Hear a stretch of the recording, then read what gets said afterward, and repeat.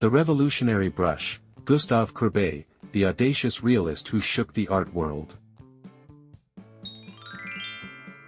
Gustave Courbet, 1819–1877, a painter of unwavering conviction and formidable talent, who shattered the prevailing romantic and academic traditions of 19th-century French art.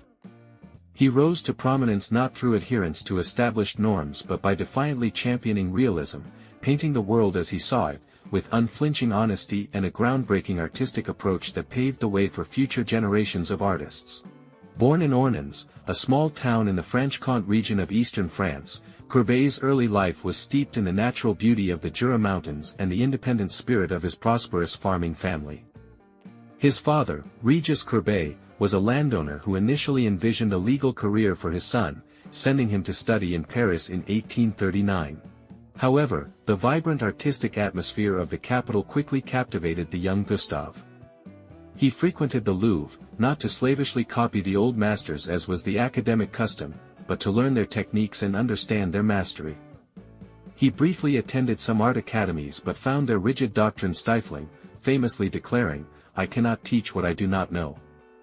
This early rejection of formal training and his insistence on self-discovery became a hallmark of his artistic journey. Courbet's artistic development was fueled by an intense observation of the world around him. He spent countless hours sketching and painting the landscapes, people, and everyday life of his native Ornans.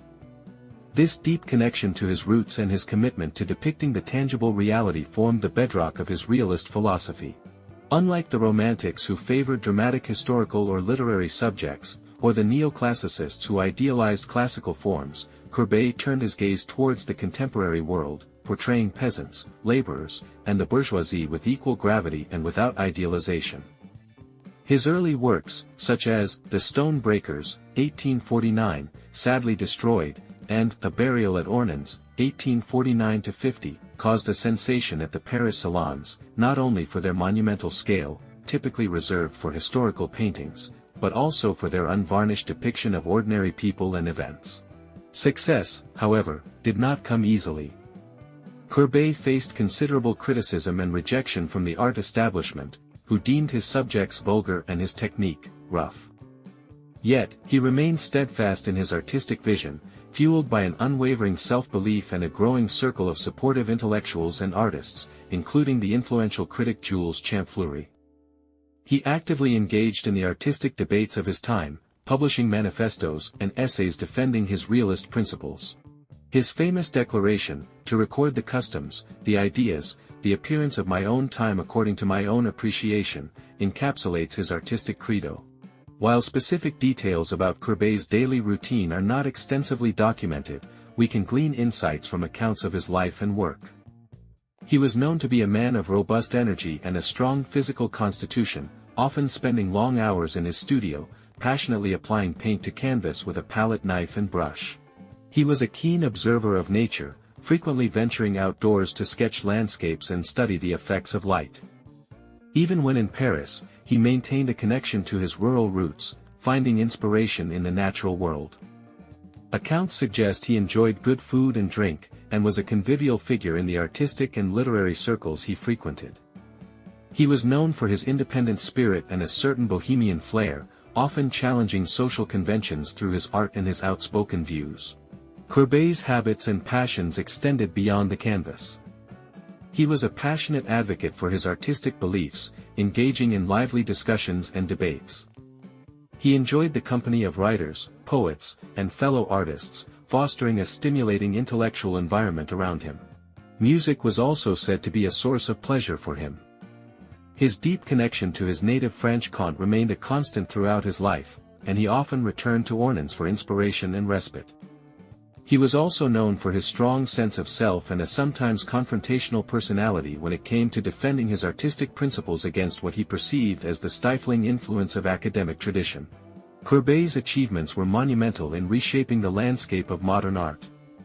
He liberated painting from the constraints of historical and mythological subjects, paving the way for artists to depict contemporary life and the beauty of the everyday. His emphasis on direct observation and the materiality of paint influenced subsequent movements like Impressionism and Post-Impressionism. His bold self-portraits, such as The Desperate Man, c. 1843–45, and Self-Portrait with a Black Dog, 1842, reveal a complex and self-aware individual, further challenging the traditional role of the artist. Several fascinating stories and facts illuminate Courbet's life and character. One notable instance is his involvement with the 1855 Paris Universal Exposition. When several of his major works, including A Burial at Ornans, were rejected by the official Salon jury, Courbet defiantly erected his own independent exhibition nearby, which he titled Realism. This act of artistic rebellion was a pivotal moment, solidifying his role as a leader of the realist movement and demonstrating his unwavering commitment to his artistic principles. Another intriguing episode involves his painting L'Origine du Monde, The Origin of the World, 1866, a strikingly intimate and controversial depiction of female genitalia. This work, commissioned privately, remained largely unseen for decades and continues to provoke discussion about art, representation, and societal norms. His most famous works include A Burial at Ornans, 1849–50, a monumental depiction of a rural funeral, groundbreaking for its scale and unidealized portrayal of ordinary people. The Stone Breakers, 1849, a powerful and sympathetic depiction of manual laborers, highlighting the dignity of working-class life. Young Women on the Banks of the Seine, Summer, 1856, a sensual and realistic portrayal of contemporary women relaxing by the river.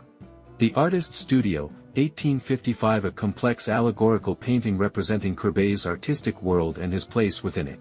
The Origin of the World, 1866, a controversial and intensely realistic close-up of the female anatomy. His numerous self-portraits, offering intimate glimpses into his personality and artistic evolution. Courbet's later life was marked by political activism. He became involved in the Paris Commune of 1871 and was subsequently imprisoned for his role in the destruction of the Vendôme column, a symbol of Napoleonic rule. Although he likely did not actively participate in its demolition, his association with the Commune led to a hefty fine, forcing him into exile in Switzerland in 1873. He spent his final years in La Tour de Pieles, continuing to paint landscapes and still lives, but never returning to his beloved France. Gustave Courbet died in 1877, leaving behind a legacy as a revolutionary artist who fearlessly pursued his own vision and irrevocably changed the course of art history. His commitment to truth, his bold technique, and his unwavering belief in the importance of depicting the world around him continue to inspire artists to this day.